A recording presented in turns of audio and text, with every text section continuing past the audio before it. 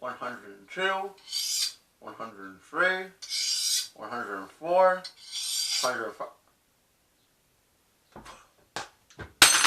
Oh, hey guys, you probably shouldn't be wiping my mouth full of those in my hand. Sorry about that. I was just sharpening up my katana and my other throwing knives. You know, just in case it's needed. Wasn't really planning on doing a video here, seeing as you kind of caught me in an awkward moment. What could I talk about? Hey, you know what? You know what we can talk about today? Why don't we talk about a little character in My Hero Academia? You know, kind of a side character, didn't do a whole lot, was only around for like 3 episodes, wasn't a big impact on the series whatsoever. You know, what's his name? The hero killer Stain? Yeah, that guy. Let's talk about him. Okay, all joking aside though, we are talking about the hero killer Stain today, but by no means is he a small little frivolous character just brushed off to the side. He was only in like 3 episodes, but he had a huge impact on the series. He had a big impact on Deku, our main character, a huge impact on Tomaru, our main villain, and just an overall impact on the series itself that's going to last throughout the entire show. And I also just love him, just straight up. Character design, his ideology, everything about him. He's an amazing villain. You know, some animes, they were going for like, what, 400 or 500 episodes or chapters, and their main villains still are kind of shallow and sucky. But with My Hero Academia, they took a character that was only there for 3 episodes and they flushed him out so well. I can honestly say, without a doubt, my favorite character from My Hero Academia as of right now is the hero killer Stain. And so I want to kind of break this video up into 4 parts. I want to talk about his history, I want to talk about his quirk, I want to talk about his ideology, because that's a really big thing. And then lastly, like I said, just his overall effects on the show and all the things that are happening because of him, and what will happen because of him. Anyways, let's jump right on in. So the first thing we need to get out of the way is his name. Surprisingly, Stain is not his real name, it's just an epithet, and we'll get into why it's called Stain later, but his parents were not insane enough to call him Stain. That would be really degrading and insulting if you grew up and your name was just Stain. Hey, Stain, come over here and do the dishes, Stain. Ugh, Stain. Anyways, his real name is Kizame Akaguran, and just to keep things simple, it's hard to... I suck at pronouncing, we all know. I'm just going to call him Stain from here on out. Honestly, it's because that's what we all know him by. No one really knows his real name. I didn't even know his real name until looking up some of his stuff. So, let's jump right on into his history. And honestly, Stain kind of started out a lot like Deku. It kind of shows how you can have 2 people that have the same ideals to a degree and stand for the same things, and how one can go one way and the other can go another way, even though overall you're kind of the same person. And just like Deku, Stain was actually inspired to be a hero by All Might. And that's where his story kind of starts out. He's pretty young, he sees All Might, he views him as this pillar of complete purity, and has just the rightful morals, and he's a perfect hero. That's how Stain kind of views All Might. And that's decently how Deku views All Might to a degree as well. But basically, Stain's like, okay, you know what, this guy, he's given his all, he's not doing it for the money or for the fame. He's changing the world for the right reasons. I want to be like that. Why can't I be like that? That's exactly what Stain does, you know? So he goes to a high school to become a pro hero, just like Deku does. I don't think he was AU. It doesn't specify what school he goes to, but it doesn't really matter because he's not there for very long. His freshman year, like his first year there, he's kind of looking around and he noticed that all of his other classmates, people with him and above him, you know, the juniors, seniors, he's noticing that they're doing it for all the wrong reasons. They're either doing it for the fame, like I want to be a pro hero so everyone will know my name and I'll be praised. Or I want to be a pro hero for the money. I want to be a pro hero so I can have money so I can buy whatever I want. Or for any other selfish motives. He was seeing that everyone was like this. And what Stain kind of got out of this was that the hero society was fundamentally decaying. It wasn't starting up at the top with the pro heroes. The decay of the hero society was starting all the way down at the bottom with the wannabe heroes, with the 15, 16-year-olds that are dreaming to be heroes, you know? If you have a problem and it starts from the very bottom, it's gonna slowly rot out until the top. So he saw this problem and he was like, I can't be a part of this. I can't just be another cog in the machine and become like you guys. And I also can't hold on to my ideology and just train with you because you guys are gonna rub off on me and stuff like that. So he straight up drops out his freshman year. He's like, you know what? I'm still gonna become a hero, but screw you guys. I need to think about my life and spread my ideology. And we're going to talk a little bit about his ideology right now, because the next thing he does, granted, I think Deku was like 15 when he was a freshman, so Stain's probably around the same age. So he's dropping out, he's 15 or 16, and he's on the streets. He's kind of, He's like a street prophet. If you go to a big city, you might have someone on the streets talking about their religion or talking about their political beliefs. That's what Stain does, but he's talking about his ideology beliefs. And it's actually called Revival of Heroes. And basically what he's saying is, hey, world, look at our hero society. Look what you let it become, and look what it's going to keep happening if you keep let this corruption going on. We can't be calling people heroes if they're doing it for the wrong reasons. Money, fame, other selfish motives, like I talked about. You can only be called a hero if you do this, if you save people and help people out of the kindness of your heart and just wanting to better the world. And hero is not a title you can ever give yourself. It's something that other people put on you because you have done the right thing for the right reasons. And you know what? Honestly, I agree with this ideology. That makes sense. You all might be sitting there thinking like, well, what's the big deal? So what? Heroes, they do it for the money. There's nothing wrong with that. But if you think about it, the hero society has only been around for a few generations. And now it's kind of controlled by the government. And you get these people going in that are all doing it for their selfish motives. And right now it's not a huge deal. But what happens when those motives are start from the bottom and kind of carry all the way up? When you have pro heroes like Endeavor and All Might and all of those people. What if they're at the top and only doing things for themselves? You know, they turn a blind eye to people really in need because, well, if I help these people over here, I'll get more money. Or, you know what, these people bribe me, so I'm only going to protect this area of the city. The other part can burn in hell for all I care. So I think Stain had a good point. Right now, it is a nuisance, but it's not a rampant, out of control, corrupt society. But it could be. If people let this ideology and let their morals keep going down the hole, sooner or later, heroes will be just as bad as villains. It'll just be a big old gray area for who you can trust. It honestly kind of reminded me of Gotham. You know, in Gotham, you just have no good policemen anymore. Everyone's corrupt. Villains are doing what they want. And like in the TV show Gotham, the newest one, even some of the villains are portrayed as the hero sometimes. You never know who is who. So I feel like that's what Stain was trying to get across. Like, yeah, it's not awful right now, but if you let it keep going like this, one day it will be to a point that you'll regret it, and everyone will be hurt and affected by this. So he's like 16, 17 at this point. He's on the streets, preaching about his ideology. No one's listening. No one's caring. Have you ever heard someone in the streets preaching about something? And you're like, yes, you have changed my whole perspective on living. I'm going to change to become a better man. No, that's not how the world works. That's not what happens. So Stain kind of realized a really important theme in My Hero Academia. We watched it last episode where Deku put action behind his words, just like Stain. He realized no one's going to listen to me rant about my ideology, and why should they? I'm just a random guy ranting about it.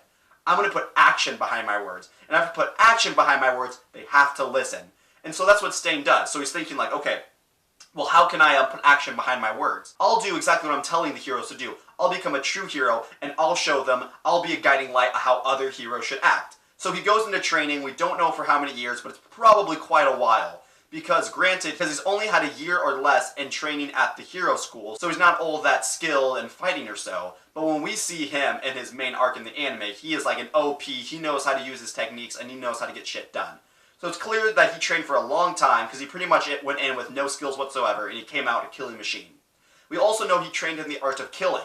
And while he was training in the art of killing, his parents passed away. We have no idea how they got killed, or if he did it. We just don't know how they died. Not really all that important. So, X amount of years after, he comes out a badass. He knows how to kill people. He knows what's up. He doesn't go straight to the hero killer Stain right away. He actually is a vigilante to begin with, and his vigilante name was Stendhal, I do believe.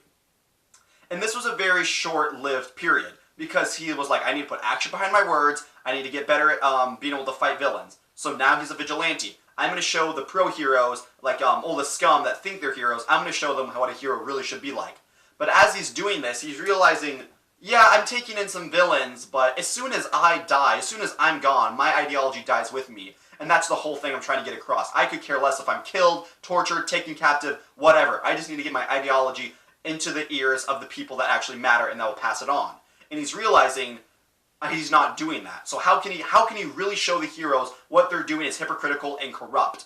Well, it's not by killing the villains. He thinks the best way is to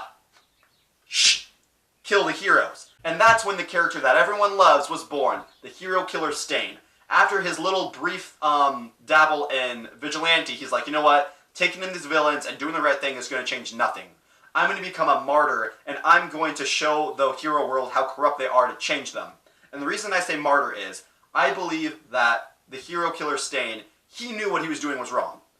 It's been stated in the anime and the manga, he does not go out of his way to kill people, he does not enjoy killing people, he doesn't just try and kill anyone. He only kills the pro heroes and the heroes that he views are unworthy of the title hero. That's the only people he wants to kill. And so when he says martyr, he's like, I don't want to kill any people. Like I want a world of peace and harmony. I don't want there to be any villains or any heroes, but there has to be because there's bad people out there.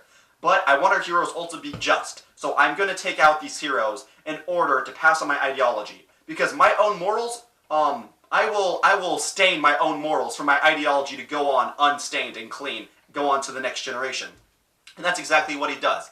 In his eyes, by taking out all the corrupt pro-heroes, he will get his ideology across. And one day he can retire and I'm done killing heroes. All the heroes that are deemed a hero in society are good people and they deserve to be called that. So I will repent. I wouldn't even be surprised if he did this and one day he considers his work done if he killed himself. I feel like that's something he would do. He's like, I now need to atone for all the death and all the harm that I've caused. I didn't want to do it, but now I'm happy because from now on, the heroes, because from now on, no one can become a real hero until they pass through my ideology, and that's the correct ideology that has to be taken for our society to no longer be corrupt. So that's basically his history. That's where we're introduced with him, him trying to kill off a pro-hero, hero killer Stain. As of right now in the story, he is actually being held in a prison. It was stated on the wiki. This prison is only for people that the death penalty is not enough. Literally, the thing that everyone fears almost more than anything else, death itself, being done, being obliterated from this earth, their crimes are so bad that that's not good enough. That is too easy. We have to send them to this prison. It's probably literally hell on earth. I would say it's the equivalent to Impel Down from One Piece, but probably even worse. So that's where he is right now. I really, really, really hope that he breaks out or he gets out and we get to see more action with Stain. That would be stupendous. But anyways, that's his history from really his young childhood to his older adolescence. I think he's 31. I'm pretty sure he's 31 as of right now. So let's move on to his Quirk. Hey, idiot, get out of here. You really suck at reviewing manga. Leave it to the better people, just you piece of crap. You're such garbage. Just, come on, get out here and show me what you got, man. Let's do it. Hey, what? You know what?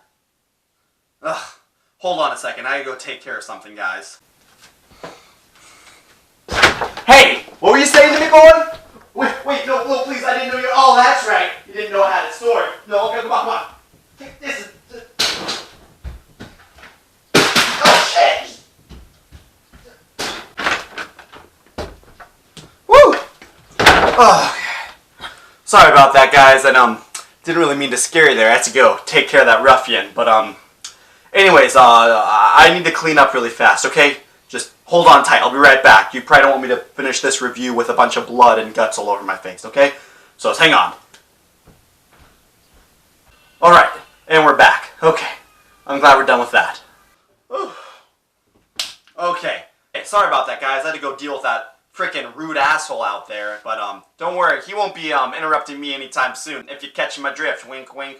Anyways, we were talking about, his quirk. His quirk is, titled Blood Curdle. And it just gives him the ability to ingest another person's blood, and he is able to paralyze that person for X amount of time.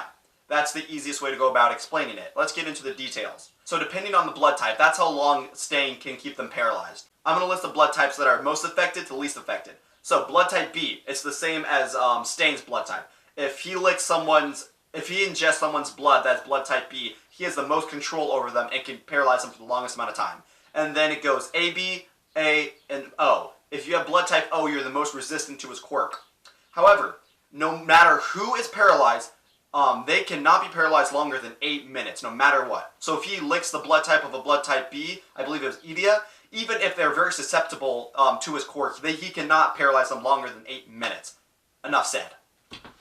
You might be thinking, I think he even stated in the anime, that this is just a really weird quirk that does not seem suitable to anyone. It's too much work and not enough payoff. But that is where Stain's capabilities and his own personal strength and speed kind of play into this. Stain is insanely fast. It's actually on the wiki, they give us stats. For power, it's 3 out of 5. Intelligence, 3 out of 5. Being cooperative with other people, 1 out of 5, I think speaks for itself. And then speed. Speed is 6 out of 5. That's like as fast as you get, excluding maybe the all for 1. So he's insanely fast. And with his training and the art of killing, he uses a lot of blades that can easily cut you and get your blood on it. I believe Blood Curdle is one of the best quirks suited for Stain. Speaking of weapons, he actually carries one full-length katana. It's pretty tattered and broken. I believe it's completely broken after he fights Deku and Todoroki. And then he carries around 5 throwing knives, a bunch of little shurikens and throwing knives, and then a few folded knives. And the folded knives is what he uses to cut himself free and then stab the Namaru when Deku is being taken captive. So basically, he's extremely fast. He is extremely well equipped in his technique of the art of killing, and he has lots of weapons. So the Blood Curdle quirk is perfect for him. And if you don't believe me, Stain alone, no other help, has killed 17 pro heroes and injured 23 to the point of non-recovery. That means it's not like, oh, he cut them a little bit. No, if he wanted, his numbers of killed people could easily be 40 and not 17. He could have killed all of them. And these aren't like teenagers in high school or even people training other pro heroes. These are all straight up pro heroes themselves, which is extremely impressive because one pro hero is viewed as a very strong person, a very formidable foe. So for Stain to be able to kill 40 individual pro heroes all by himself, that's in itself a very impressive feat. So let's move on next to his ideology. And honestly, with a character like this, his ideology is the most important part to him. Yeah, his aesthetics looks awesome. His name is super cool. His weaponry is awesome. His quirk is sweet. But what makes him such just a relatable and, even though he kills and is not a good guy, honestly a lovable character is because of what he stands up for. And we get that with, like, old main shonen characters. You know, Luffy stands up for his friends. You know, Naruto, he also stands up for his friends. Natsu, he stands up for his friend. Goku stands up? Okay, apparently all Shonen Jump main characters, all they do is stand up for their friends. Besides the point. Maybe that's why this one's so unique. Stain, he stands up for his ideology. Like I said, the revival of the heroics. He is okay with staining his own morals. He's okay with killing these people as long as his ideology gets passed down. Because that's, in itself, the only and utmost important thing in his life. For his ideology to get passed down, to fix the corrupt world. The reason why I love Stain is he's not just a guy going around and killing people for fun like Todoroki or other villains. And he's not just trying to hurt people and get his point across. No, he deep down is a good person. Honestly, if he was born into a world that was just and had no villains, he'd be fine with that. He would probably just go into the business world, you know, and make some money and then have a family and die. He doesn't want to have to kill people, but he sees that the world is unjust and he needs to fix that. He's like, we have villains doing awful things. And if we have heroes also doing awful things, how in the world are we going to be able to overcome the evil? So I'm going to make sure that our heroes are exactly that. Heroes. Prime heroes. Anything below a hero does not get in. They're garbage. They're scum. They cannot be allowed to call themselves heroes, nor can anyone else call them heroes. And that's his ideology. It's just such a strong foundational thing to build up off of. And now I'm going to kind of splurge the last two things together, his ideology and and his effects on the show, because his effects on the show have to do with his ideology. And what I mean by that is, sadly, after Stain, the hero killer, was taken captive, that video was released about his history and his ideology, and all the villains saw that. And they're like, wow, he has some good points. The heroes really are unjust, and some of them are really bad people, which I'm sure there are some unjust and bad heroes in the My Hero Academia world. But what all the villains took from this was, Stain's right. They're unjust. Let's kill them all. Let's burn down the pleasance. Let's kill everyone, pillage and rape, and take all the money. That's what they got from that. Stain had an ideology, and it was steadfast, and he was going to carry out till he died. The heroes took his ideology and drug it through the dirt until it was not even comparable to what it used to be. They basically took it and made an excuse for them to kill and do whatever they wanted. And the stupid League of Villains, they were like, oh, Stain, he was part of our crew. That was our ideology. Come join us. Please come join us. And so all the villains that want to follow in Stain's footsteps, they join the League of Villains, because that's who they thought that Stain worked under. And even sadder than all of this, his ideology got dragged through the dirt even more with frickin' Tomaru. I hate him. He's an awful villain. I really don't like how he's written. He just annoys the piss out of me. And what I'm about to explain is why he annoys me so much. Stain, already said it, amazingly written, great ideology. Tomaru's the opposite. He's so conflicted with himself, he doesn't know why he's doing this. He has no purpose in what he's trying to do. He just seems like a kid throwing a fit, like, I want this, I want to kill these people, I want to do this. And that's exactly what happened when Stain and Tomaru met. Stain's like, the only thing we have in common is that we both want to rip down the society that is in place. However, you want to do it with whatever means necessary, killing anyone, destroying anything, and once you rip it down, you have no plans of rebuilding it. But for me, I have set codes and an ideology that I will not break as long as it gets through to the next generation. And if I ever see through it and tear down our society, I will make sure that I rebuild it better and not just leave it crumbled and deceptible for all the villainous people like you.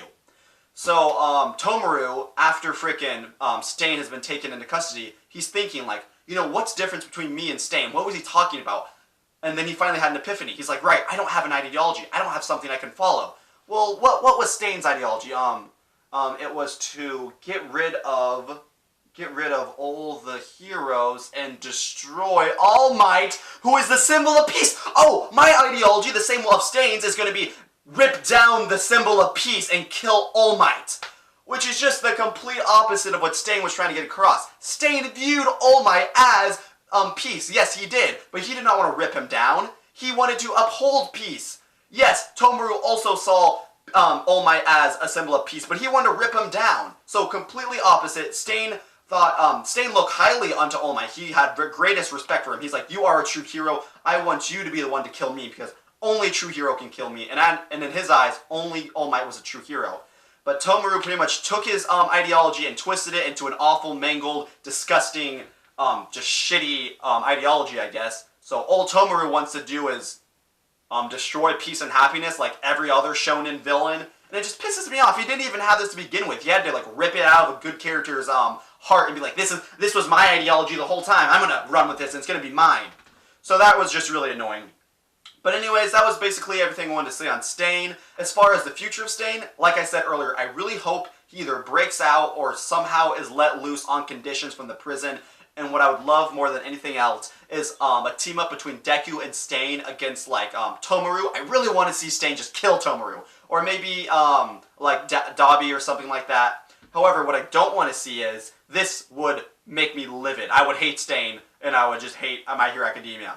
If they let Stain out, and Stain was like, you know what, Deku, with your amazing punches and your amazing quotes and your friendship, I don't hate heroes anymore. Actually, can we be friends and can I be on your team? And then they go fight the bad guys. No, because that would diminish and just disrespect everything that Stain stood for. Again, his ideology. I know I've said it a million times. But if Stain were to throw away his ideology so easily, then he just seems like a hollow and pointless character. Just like with...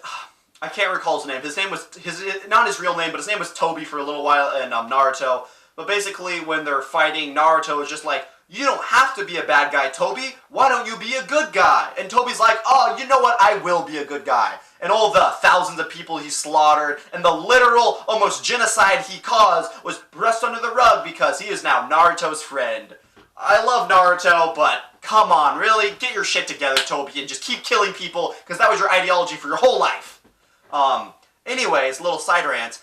Love the hero killer Stain. I would like to do maybe a more in-depth video about his quirk later on. Anyways, guys, that's really all I have for you right now. So I hope to be seeing you guys in the future pretty soon. I want to put a video out about the 7 deadly sins. I've been neglecting them a little bit besides the review. But I think I gotta go take care of something. My neighbor, he's been letting his dog shit in our yard, and that's gonna end today. Well, peace out, everyone.